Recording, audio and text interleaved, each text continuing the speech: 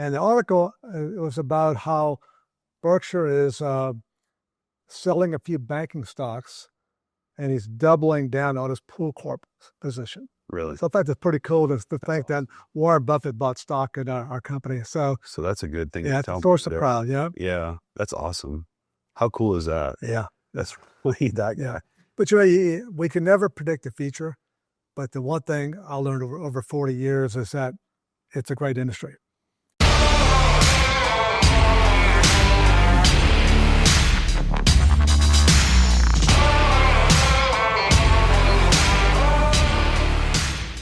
So I don't really do an intro, but what I do is I just talk to people, right? Because I don't want to make it anything less comfortable with what it is. But you're Kenny St. Romain to me, and kind of an industry legend. I know you're not going to take it as that, but you've been around and seen so much in the pool industry. And so I always feel, I know that I'm blessed to get to know you and to be able to know you probably for 10 years almost and be able to learn from you. But you're always giving I call it the State of the Union address is what I hear whenever we see you at the Master Pool Guild. So I wanted to talk to you about, because you're always talking to us, but I wanted to talk to you about you and see, like, how did it all start? How did PoolCorp become what it is today? Like, what was when your dad was, like, what was that like growing up as a kid? Deep, right? Yeah, pretty cool. Yeah, yeah. So go ahead and start? Yeah. Okay, good. Just talk to me. Yeah, my dad was the founder of a company called South Central Pool Supply. And he founded the business back in 1981. But if you look back before that, the pool industry was a lot smaller organization back then, a smaller industry. And my dad started working for a pool company called Sea Blue in 1959. And it was a company based in Dallas, Texas, and they were vertically integrated. They made filters and pumps, and they also had distribution business. So my dad, when he got out of the military in the late 50s, he went to go work in the warehouse for them in New Orleans, and they had a small branch near the airport in New Orleans. So that's where he first got in the pool business, and he worked his way up through that company. Eventually, I think it was 1975, he got transferred to Dallas, to the headquarters, and he got promoted to vice president for the company. And basically his job was to run the distribution portion of Sea Blue, okay? And I think they had 12 locations at the time. Who bought pools back then? Just wealthy people? Yeah, it was an industry in its, early stages. It was developing, and initially big in California, then Texas and Florida, then kind of spilled and all that, but mainly for the more affluent people, right, and all that. Go ahead, keep going. Yeah, so my dad moved to Dallas, and he's running Sea Blue, and then that company started going through some transitions, and they got sold eventually to a company called Air Wick. The bathroom fresheners and all that. Right, I've heard of that. Yeah. And back then, corporations were diversifying, so they bought this pool company called Sea Blue, and they became known as Air Wick Pool Products. So my dad worked there, and I guess late in the 70s, he was becoming disenchanted with the organization and all that. So he decided that, the time was right to start his own company. So he went back to his roots, which is New Orleans, and opened his own company called South Central Pool Supply in, I think it's late 1980. And he took a partner with him in a business called Richard Smith. And Richard was the branch manager for Sea Blue at the time. He replaced my dad, who went to Dallas and all that. So my dad and Richard founded this company called South Central Pool Supply. So you think of the industry now, and it's, where PoolCorp is the biggest player and all that. Back then, it was really a company called Heldor was the biggest distributor. Then you had another company called, it's PoolCorp, based out of Dallas. And you had a couple of guys in the West Coast and all that. So it's a very fragmented industry and all that. So my dad started the company in 1980, and he did a very good job of really opening one location per year for the next 10 years. How did he do that? Like, how do you get good at that? That's hard. Well, he had a model of he knew the markets he wanted to go, and he always looked to hire the best people he could that knew the market, and he empowered them to run the business, to make decisions and all that. So in essence, it was like running their own business, Right. working for him, but it was like they were running their own business and all that. So he had a very good track record of building the company that way. Did he have one in Houston early on? Oh gosh. Houston wasn't much in 1980, right? When I joined the company in 84, we had 3 locations. Okay. And then Houston came around in 87.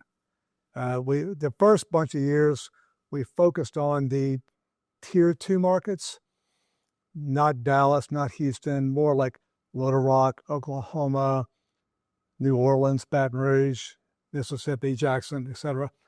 And then eventually in 87, he started getting enough scale to open Houston. I see. And then Dallas the next year and all that. But he started 81 and you started 84. So you guys built this together, really? Well, he built the model. Right. And he hired a lot of good people to kind of help build the business and all that. So when I got out of school in 84, I got married. I was living in Dallas. And then I got married and I moved my wife and I down to Baton Rouge. And I became the operation manager at the time, right, in that location. Right. So I was 22 years old, knew nothing about the business. Then I joined my dad's company, and it was great because he was a great mentor, and I loved the business. So we got to talk shop all the time and all that. So pretty cool for all the years we got to work together. That's really cool. Yeah. What is your favorite part about the business? Like, actually, let me go to my note cards because I had some good ones here. What are you guys most proud of, like in your career? What are you most proud of? Because you just told me you started in 1984. I was born in 1984. So I'm thinking you have 41 years experience of this. No, yep. I don't know anybody else in the pool world. Do you, Todd? You probably do. Yeah, like you're the guy. Or maybe your dad. If we had a belt, I would hand it to you because you are him. You know, that's really cool. So what have you, I don't know, what are you most proud of? Well, I think the first part of your question, it's a great industry, and I've heard the expression before. Once you get in the pool business, it's hard to get out. Right. And people that leave will generally come back to it. Right. Okay. It's a very people-driven industry, and over multiple years, you develop a lot of relationships. Right. So, for me personally, wherever I go, I know people in that market, right, and all that. So, like I come to Houston, I go see you because we developed a good relationship over the years. Yep. So people. It's the people that have brought you, that kept you in it for 41 years. Yeah, and the customers and the people you work with. Yeah. Because you work, when you have a job, you work with people all day long.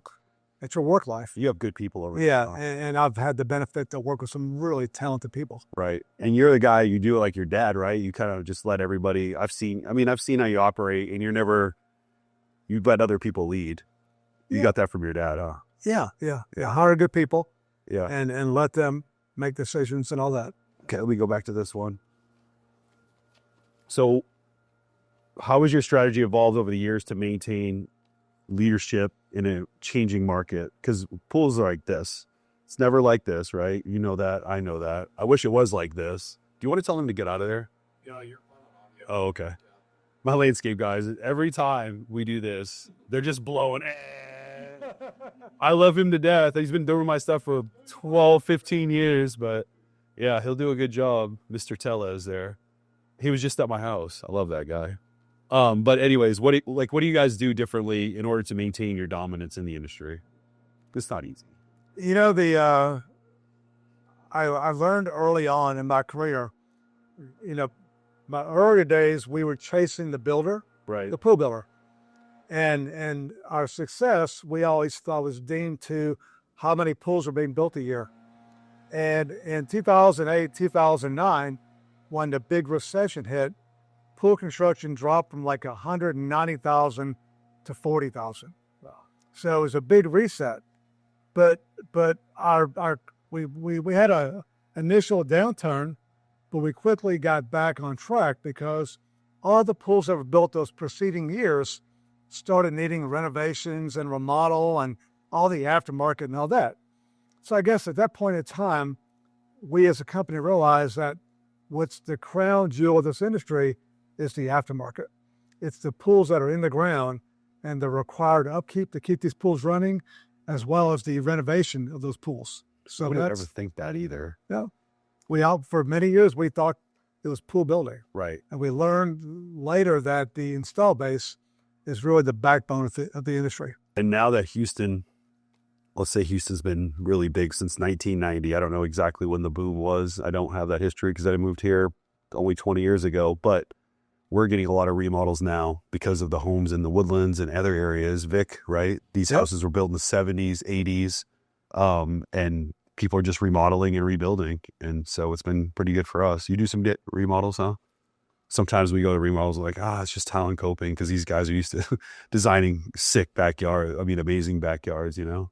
Oh, and the pools that are being remodeled, what's on those pools versus what's offered now is like night and day, where now you can get heat pumps and chillers and Lights. And multiple pumps and LED lighting and on and on and on, automation. Yeah. All these additional features make a remodel now 3 and 4 times more of what it was just 10, 15 years ago. Yeah. And we're even digging them out for 20,000 and we take them out and start over. Yeah. Those are our favorite remodels. I had a client do a pool with their house 20 years ago. That was like $36,000. My remodel was $48,000. And so it's like, a remodel is like cost of a new pool. She kept the paperwork. Dude, it's crazy. More than the pool. Yeah. We wanted to add pumps and do coping. And listen to this. When you first, so 1980, how were you guys selling pools? Were your customers selling pools out of newspapers? They were advertising in newspapers? Yeah. Newspaper. Yeah. No social media back then. Of course. People did magazines and newspapers and all that. And then pools were $10,000, and how much was a pump back then? You remember? Hundreds? I recall like $200 for a pump, and now it's like $1,200. Yeah, and advanced technology was, I think, a 2-speed pump, versus now variable speed and all that. Right. I forget. I remember when I first started, we were ripping it off and putting up aqua links because I've been doing it for like almost 20 years, like pool industry stuff. But comp pool, remember comp pool? Yeah. Automation. Those I came in around that time where that was going out and we're putting in aqua links. And now we have pool attendants. Have you seen those things? You have that on your pool? I have a pool attendant now. Okay. Yeah. Stan, the owner who invented it, he's coming here Friday to do the same thing. So he's going to be in, I think Keith Zars is switching to pool attendant. So he was coming in and yeah, it's incredible, the technology. Because the first time I've seen somebody in the pool industry who can't be bought out, right? Which is Stan with his partner because they've already made their money. And you know what he says about this industry? Because he's been in a lot of industries. He likes the people. Yeah. Just like you just said. That's a key part of it, Because I'm like, Stan, he's a very smart, genius-like. And when I first met him, I'm like, are you going to, because he's like, no, everybody's approached me. I can't be bought because I already sold my business one time. Actually, what he did, kind of elaborate, he invented a lot of the components that go on a drive-through, like Chick-fil-A's and stuff. So they automate it, take your license plate and do whatever they do to make it more efficient. Well, he took in VC money and then VCs ended up selling it from under him. So his baby was gone and he vowed never to have that happen again. Oh, so he'll keep this business. He'll keep this business. Yeah. And keep evolving. And he's so crazy that something wasn't working on Edwin's pool. He's got not an elaborate pool, but he's got a bunch of pumps because he loves equipment. And Stan couldn't figure it out with his engineers at his office. So he flew down here and they figured it out. I mean, he's on his laptop in the backyard, like coding to make all this. So he can plug into his computer and code your plumbing and hydraulics in order to work. Oh, wow. Imagine that 40 years ago. Yeah. Well, now look, plugging in laptops. Back then, automation was an automatic time clock, Yeah. That's what you had. That's it. Yeah. Now look at it. We still have those that run our parking lot lights. We have them on time clocks. So with PoolCorp scale, how do you balance operational efficiency with innovation in a historically traditional industry? What do you mean? Let's show follow you. Like, how do you guys manage your efficiency with all the things that you have going on? It's so massive to me. I just go to your Woodlands one, and I'm like, this is crazy. And I remember when Ben was running that thing, like, it was incredible what he would tell me and how many people it took and this and this and this. I'm like, how do you manage that? Well, that's just one. Yeah. And how many locations are there? 338. Yeah. So how do you manage that from your office or your level? Not that you're Well, good question. When you have a big business, you break it up into manageable size pieces. So we break up our North American business into 11 divisions. okay. And then inside of every division, you have regions and branches. Okay. And then inside of a branch, you have a professional team. You have a branch manager, Right. then you have an outside salesperson. We call it a BDR. Then you have an operation manager. So the operation manager, to your point, is managing the inventory, managing the delivery operations of the location.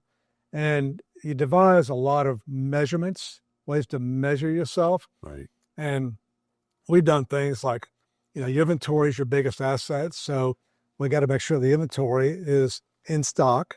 So you measure stockouts. What's your success rate on inventory? Because I know that you guys shut down for a day or two a year and count everything. Like, what does that look like? Big scale at your office. How accurate are you guys? Yep. We require cycle counts.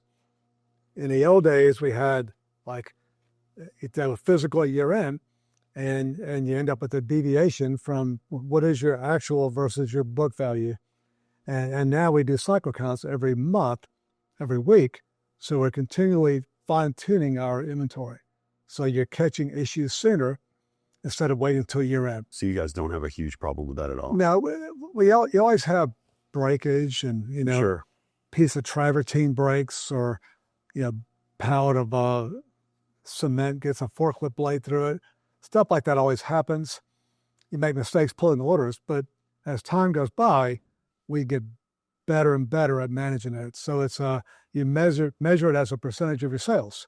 Right. So we're getting better at managing that function every year. And you create best practices and you devise ways of like barcoding and RF guns and all these ways we've devised to kind of, basically what our customers are looking for is in-stock inventory when they come in and speed of service. Right. They don't want to get bogged down. Right. So we put a lot of time at measuring our stock out rates to keep them very low, and then to measure how quickly we get customers in and out. I see. So if we do that day in, day out, you take care of your customers. At the upper level that you're talking about, not the lower, you're talking about the level that we're accustomed to, a Regal going there, but at the upper level, how did you find, I guess what I'm saying is, how do you organize such a large, I don't want to call it a project, business along the way? Do you just find roadblocks and then make a system that fixes that problem and just continuously do that over the course of time? Yes, as you get bigger, the way you manage your business changes. Sure. The dollars increase, the breadth of product increases, the number of trucks in the road increases. Problems increase. Yeah. Right. Yeah. So we have a safety department that inspects every location multiple times a year. Okay. To make sure that the racking is in good shape and make sure the trucks are in good shape. And so we have a lot of checks and balances to prevent issues from happening. Right. Because as you get bigger, you have these roadblocks. Yeah. What was that like when you guys started getting bigger? Because that's what I'm interested in. That's what I'm tugging at you with, because I want to know about the stuff that nobody else is, because you don't talk about it, right? Like the stuff, what was the growing pains like going from 3 branches when you came in to 300 branches? That's hard. Nobody does that. I think the key word is communications. Yeah. When you run a smaller business, you can tell everybody what to do and how to do it. But as you get bigger, you can't do that. Right. So your ability to effectively communicate at this level is how you become better. Your plan, your expectations are always there, but the ability to execute that in a bigger organization is more complicated. Yeah. Yeah. How do you do it? You just practice and try. Because I feel like sometimes here we have too many processes, which slows up the actual end goal of solving that problem, right? Yeah, and you can do that. You can bog the business down by too much process. But I think that in our business, what's important really doesn't change a whole lot. The levers which you can pull to execute your plan really never changes. But what changes is that you rethink how you're going to manage to do that. Every year, you look at what you've done, you look at where you didn't do a good job, then you reformulate your plan to kind of shore those areas up. Right. And that's what you guys have done already. Every year we try to find a better way to do the same thing. Right. To get to the same goal. The goals are always there, but you got to find a better way to get to there. Okay. It seems like very similar to this, but you guys are a publicly traded company with a valuation of how much? Like a couple billion? Market cap is probably 14 billion. I'm thinking. 14 billion. Yeah. Sorry for saying 2 billion. I shouldn't have said anything, but it seems like very similar. The business is very similar. No, that scale, this scale, however scale. You see how I manage my inventory. I tell my guys, it has to look like HEB. You go to HEB, everything's like fronted. You can see the labels. Like I always wanted to have like a warehouse like this, right? Had enough. I know it seems small, but I'm sure you felt the same way. I want a warehouse that's so organized that I can go find something whenever I want to find it. And that's a good point. The things we've done over the years, like velocity slotting. It used to be where we Velocity sliding? What's that? Slotting. It used to be where we opened a location and the employees put the product where they want. Okay. But now we know our sales velocity, like a 50-pound bucket of 3-inch tablets, our number one SKU. We used to put that in the back of the warehouse. Right. Well, you got to walk there and back 200 times a day. Right. So now we put that up front. Okay. So the stuff you sell the most of, you put between your knees and your chest. Right. Okay. In the racking. So you're not climbing racks and doing that. Right. So in theory, if you do that, you get it all slotted properly. The stuff you sell the least of is way up high or down on the ground. Right. And the stuff you sell the most of is up front in the warehouse or in the showroom and all that. So all that creates efficiencies and less walking and all that. Are every one of your warehouses set up very similar? Because I know that buildings differentiate, right? But I would say by and large the same philosophy. Every location we can print the report that shows what we sell the most of. And we arrange our facilities to make that velocity slotting happen. And the operations managers would do that.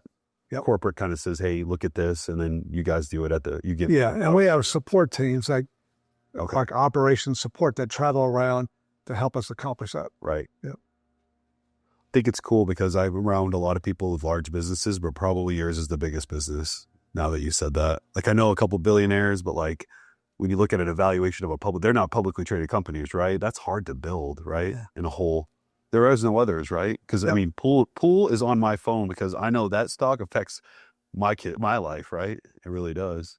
Yeah. We're the biggest company in the industry, by a large margin. Yeah. And I like to say we're a great company in a great industry. Yeah. So I think the combination of two is. You have to have you always give credit to everybody else, but I want you to know this is I'm blessed to be able to do this because like nobody gets to do this, right, Todd? You're learning a lot. It's the first time I've had this experience myself, so it's kind of nice on my end as well. I've heard Kenny on the stage and everything. I've been with the company since '96, and hearing this some of it, I didn't even know that the Air Wick fact. No idea. Yeah, Air Wick's.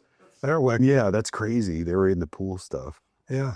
What it was like now, people want to buy a bunch of stuff and put it together and then sell it off, which I hate. I hate that. They're trying to do it to the pool companies, Yeah. But until they come give me so much money, I can't, I have to say bye to him. No way. There's just no way. That's going to cost a lot of money. By the way, if you didn't know that, I just wouldn't do it. So what's your outlook on the pool industry for the next several years? Do you think it's, I'm going to be selfish and say, like, what do you feel like Texas is going to do in the next 10 years? Would you see our population exploding and you saw Greg Abbott said maybe no capital gains tax? He just signed something yesterday or the day before. Oh, I didn't see that. Yeah. And property tax could be going down for sure.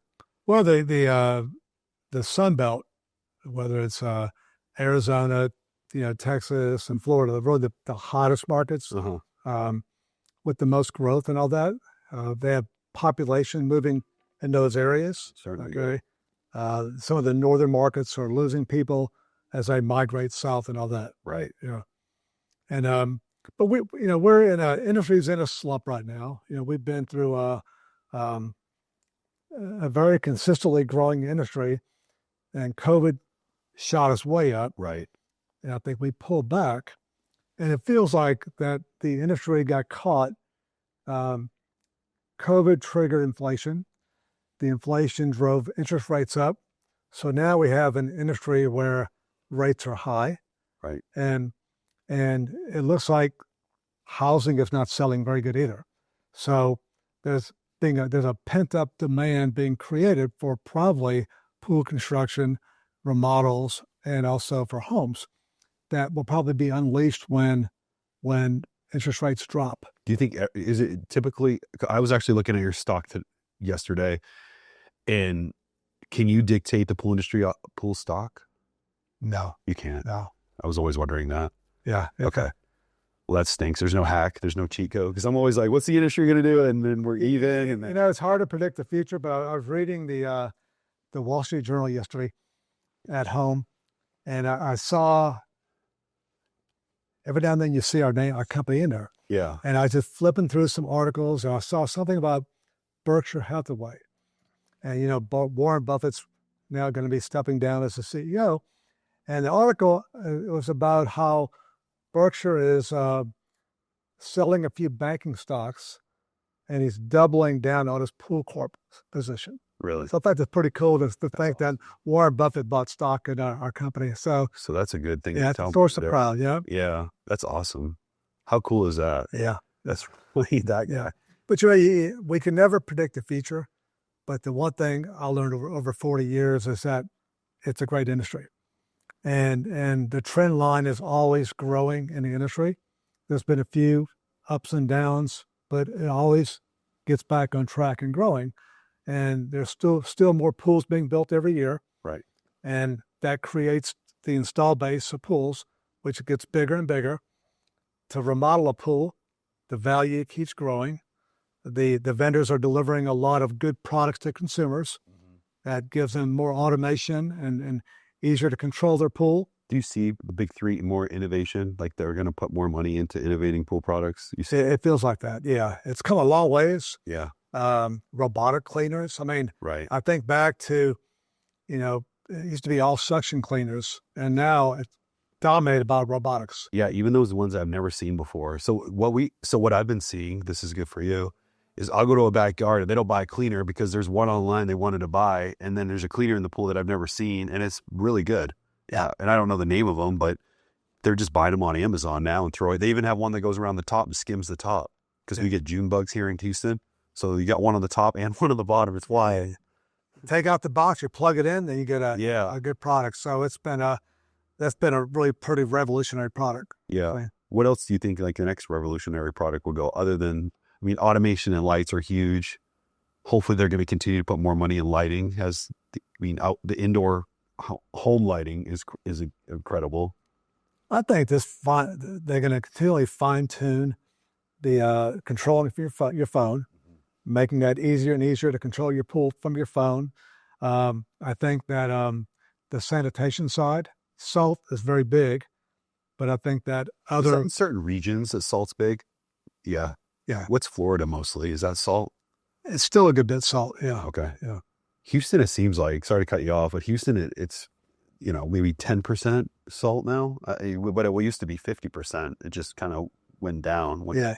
It's still a big percentage of the overall pools that are on salt. Oh, is it? Yeah. Okay. But I think it maybe has peaked as a percentage of new pools getting it. Yeah. Okay. Okay. This is a good one. And by the way, I use ChatGPT to do this.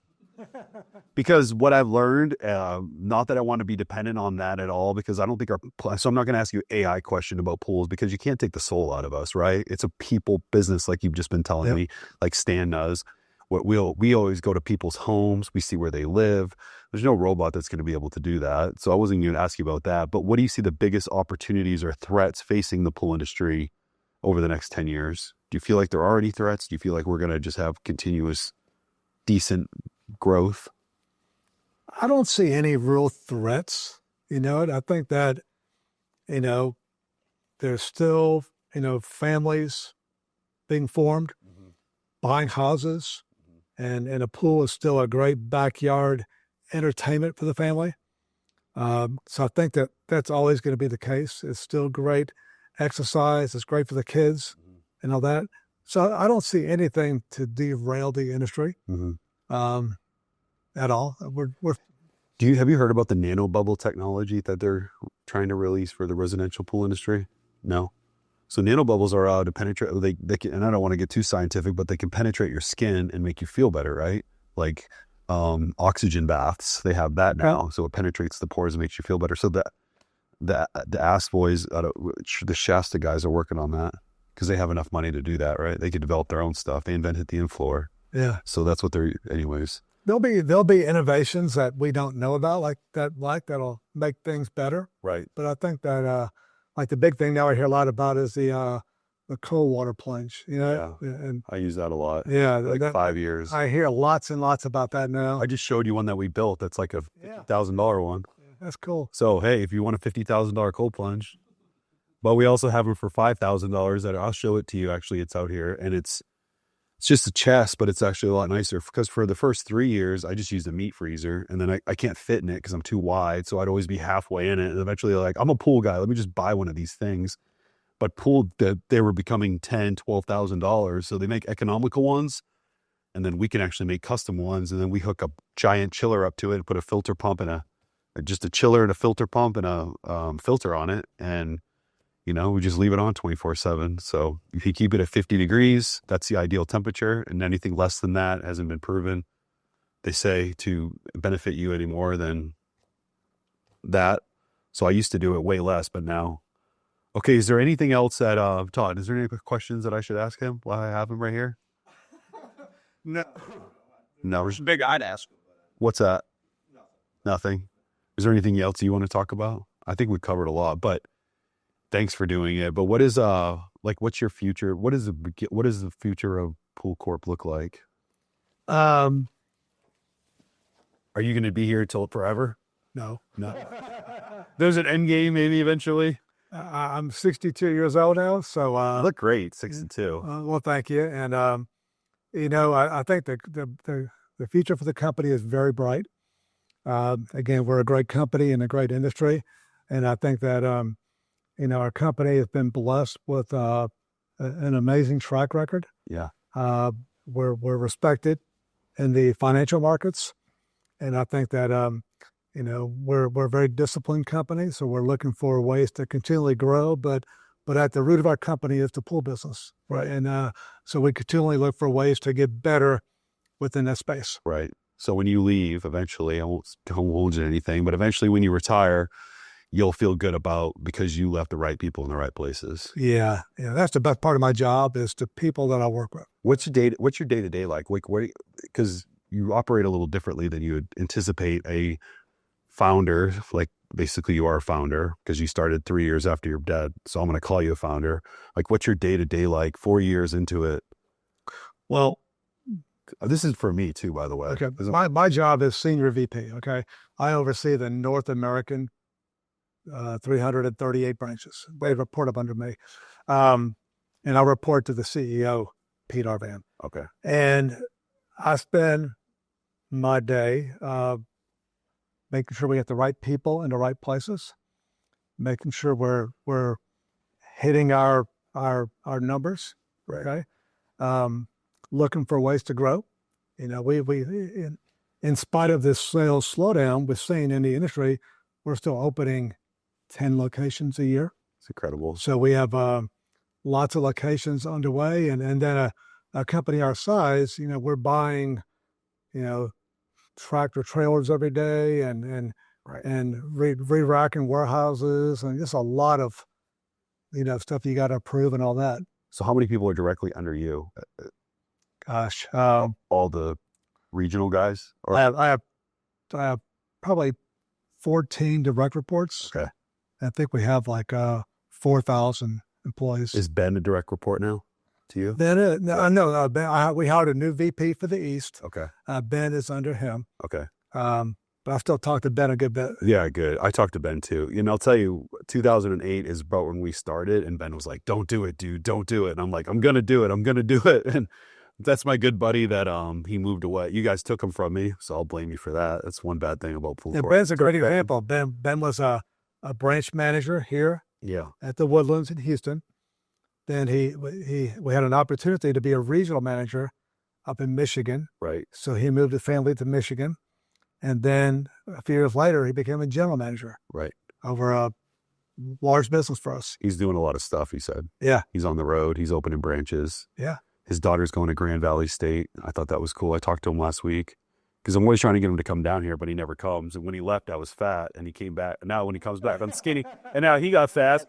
So I want to see him so I can tell him, hey, you got fat again, buddy.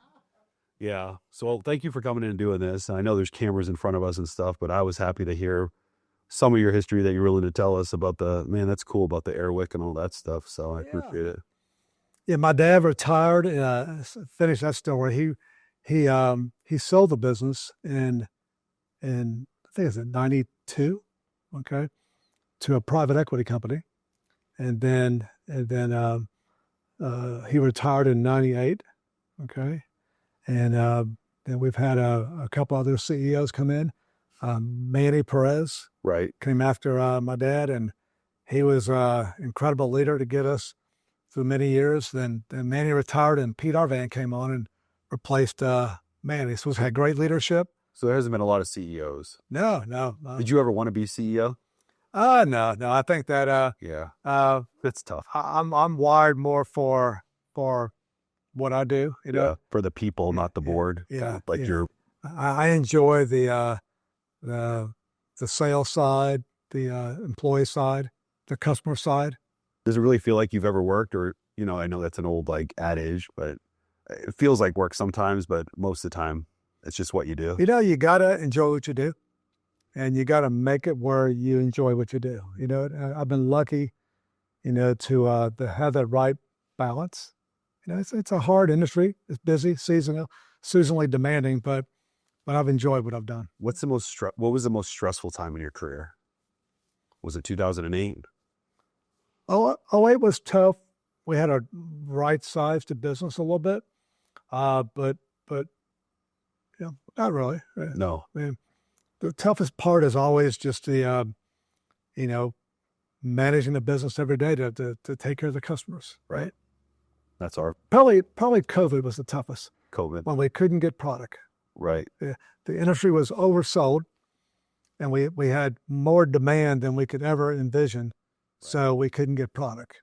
And that was not just your fault, but that's not a fault. That just happens. But that wasn't just on you. It was also on the big three because they couldn't make stuff. Well, it's really no one's fault because the demand outstripped the supply chain for industry. I know, whenever COVID happened, I was like, oh, crap. But then I was like, oh, crap. It was awesome because it was like we didn't even have to try. People were just buying swimming pools because they were going to stay home. But right during that period, the Texas freeze hit. Yeah. And when we couldn't get product, then all of a sudden we had a generational freeze. Yeah. And then a power outage. But we were looking, Sierra, business leader there, she noticed that most of them are from the freeze because we couldn't get to everybody, and they were pissed off because we just couldn't get to everybody because it was so much, and we were built for it because we had a service company. Now we don't, so they'd really hate us now. So we sold the service company just because of, you know what? It's not what I wanted to do in life. I read a great book, Grid to Great, and it's called The Hedgehog Effect. And you just focus, there's all these things that you can do. So PoolCorp does a lot of different things, but I like working on that one thing and just driving that super hard. And that's what I came up with as residential pool construction is what we're the best at. that's probably the biggest change I've seen is COVID put the industry on the radar, and a lot of private equity money has flowed into the industry. Like you sold your company, Right. service company, and there's lots and lots of other consolidation taking place. Right. So, But I wouldn't sell the construction because I feel like it's like you. It's like relationships, the people you have. Like it doesn't, I mean, it feels like work sometimes. I have to deal with like 5 big problems a day. But other than that, it's all fun, you know? And now we're at a point where I just ask people like Davis, like, what would you do? And usually they have the right answer and you get to take credit, right? And then you just do what you do and say, oh, it's the people. Yep. But really, it's the leadership that helped the people that, in order to allow them to understand that they have the capacity to make the right decision themselves. yeah, if you give them good guidelines, they can make the right decision. Yeah. Okay, well, that's it. I'll wrap it up there. Thank you All for right, coming in. very brother. good. Thank you. For all your time. Yeah.